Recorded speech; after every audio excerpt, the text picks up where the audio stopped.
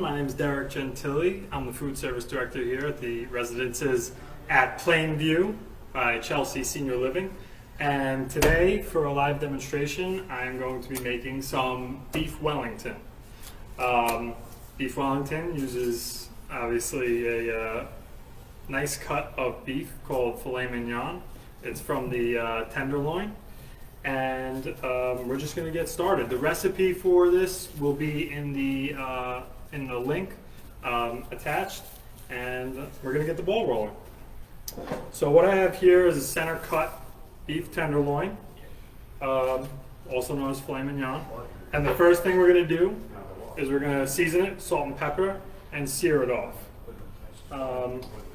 Little salt right here. I've got my pan heated up.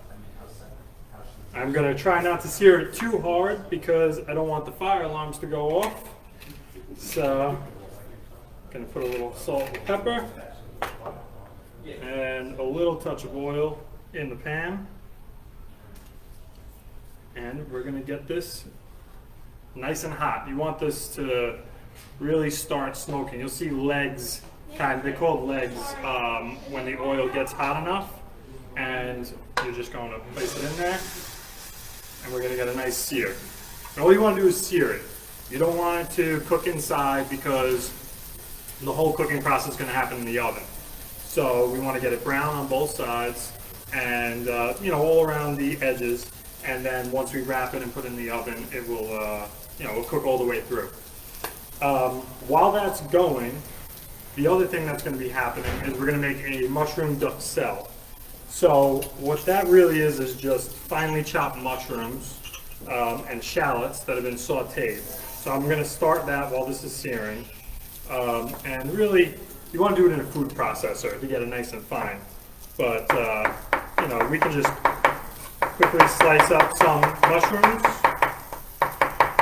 just like that. You want to get a nice fine chop.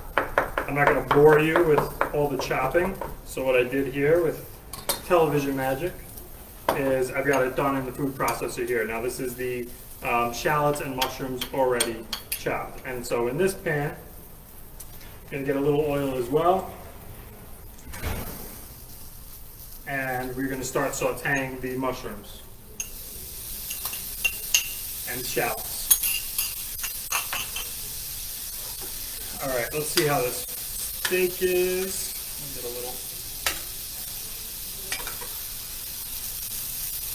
I'm going to get under here. Once it's pulling away from the pan, then it's ready to go. So you're getting a nice sear like that. Get the other side. Make sure there's plenty of oil on there. Now, with the mushrooms, I'm going to move this over. The mushrooms, you want them to get really, really dry because as it's cooking in the oven, you don't want the liquid, the water that comes out of the mushrooms, you don't want that to come out and then it makes the dough around the beef Wellington, it soaks it and starts getting wet. So we're just going to let that go. And again, for time constraints, I've actually already made a mushroom duxelle in the kitchen. And so as you can see, it's not the prettiest thing in the world, but it's delicious. So it gets sauteed, really dry, and you want it deglazed with a little bit of white wine as well. And then you'll eventually get it, this probably takes about 10 minutes realistically, but for the sake of time, again, I'm just going to use what I made here. I'm going to check on my beef. That side is seared. So now we want to work on the sides. So we've got both sides browned, and now we just want to get the edges here. So we're just going to take it, put it on its side. I'm going to flip this over here. All right, and I'm going to move these mushrooms out of my way. Clean my knife, clean my board. Always want to keep a clean station when you're working. Put a little garbage down here. All right, and then we're going to prepare so that this meat is ready to go. We're going to prepare our setup to wrap it. So what I have here is some prosciutto, thinly sliced. I got 2 slices here. You're going to want to overlap them a little bit, just like that. And this is what we're going to start wrapping the fillet in. While we're getting the fillet seared, again, I'm going to turn this again, because we don't want it to cook all the way. We're going to take the mushroom duxelle, put it down on the prosciutto, and just using our hands and our fingers, which is fine. We're just going to make a thin layer, because you want these mushrooms to encapsulate the entire piece of meat. So we're going to keep going, just like this. Now the prosciutto is there for flavor, obviously, because prosciutto is delicious. And also to help, again, that barrier that we cook the mushrooms really dry, but we also have the barrier now so that the dough doesn't get wet on the inside while the beef is cooking. I'm going to flip that one more time. All right, and then we're going to just pop that just like that. And now the next step for the beef, which I'm going to pop right here, turn these off, is, again for flavor, is some Dijon mustard. We're going to put a little Dijon mustard on the fillet. Again, we can use our hands here and just kind of make a thin coating around the whole piece of meat. Just like this, okay? Again, none of this looks pretty until the end, so we're going to put it right in the middle. I'm going to change my gloves so that there's not mustard all over the outside. Excuse me for a minute. And after that, we're going to wrap it in dough. And again, using television magic, even though this needs to be baked for, depends on the doneness that you want. You know, I prefer medium rare. This one might be a little medium well because we cooked it earlier. But we're going to wrap it just like this around and make a nice disc just like that. And then I'm going to take some puff pastry. We're going to cut a square, just enough to, you don't want to put too much dough. So I like to just take maybe, put it right where we want it, cut a nice square around it, like so. And then we can just kind of fold it over like an envelope. Do a little bit more here, this side here. Keep folding it around so that it's totally enclosed. We don't want anything coming out, any juices or anything like that. We'll flip it over, we'll make it nice and tight. Just like that. And that's almost there. We are 90% of the way there. So I've already taken the liberty of getting my little, we call this a sizzle platter in the industry. We're just going to put that right on there. And the last touch is going to be a little egg wash. And that's going to create that nice golden brown crust that you like to see on pies. And, you know, that's the trick to that. You want to get it all the way around. Nothing thick, just a little thin layer, just like this. Okay? And I don't remember what I put in the recipe, but I would put this in the oven. Probably like 350, 375. And the nice thing about this is you can check the internal temperature. So if you're looking for medium rare, you know, always use a thermometer, especially for something like this. For medium rare, I try to go to like 120.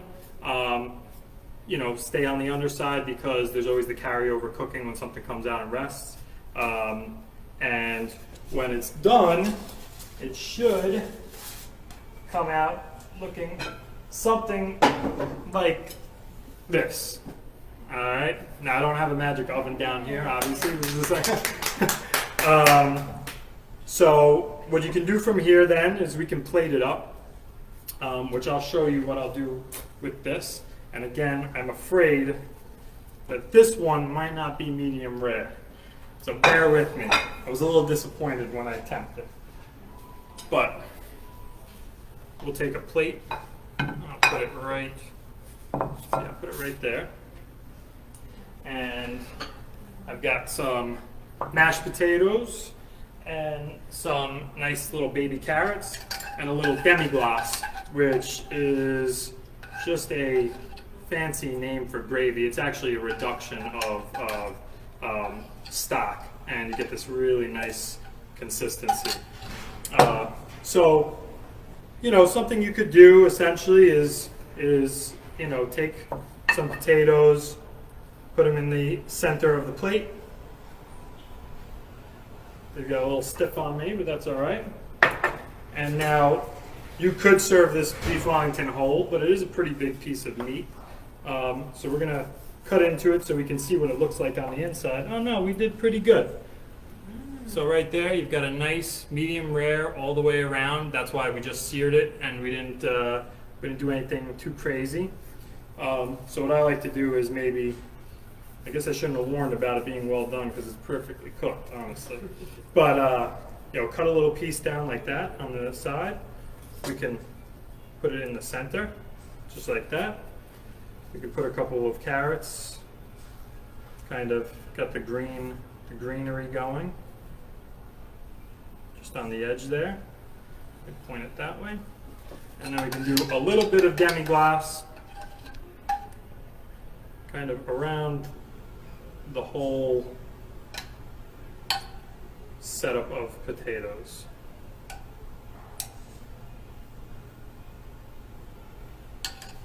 Maybe I'll put the carrots on afterwards so it can go all the way around. And what we have here is, obviously we always want to clean the edge of the plates. I'll put the carrots off to the side so we can see this. Then we clean the edge of the plate like that. And there we have it. This is beef Wellington with demi-glace and some baby carrots and a garlic mashed sweet potatoes. And there we have it. Yay! All right. I don't know how to end a video, but I hope you guys enjoyed everything. I hope that you try out the recipe. You can, the recipe is for individual ones like this, but you can also do the whole thing, the same thing with a whole tenderloin, which is what we do when we make beef Wellington here at the residences at Plainview. We make a whole one, and then we do slices out of that when we're doing service for the residents. So I hope you guys maybe join us one day, come check us out, and we look forward to seeing you. All right? Yay. Have a good one. Great job. Thank you. You guys want to? Yeah. Done? Thank you, Chef Derek, for teaching us how to make beef Wellington. It looks delicious. Thank you so much for joining us on our Facebook Live today. And thank you so much, Derek. And we look forward to seeing you here in person at the residences at Plainview. Yes. Enjoy Thank your you. beef Wellington.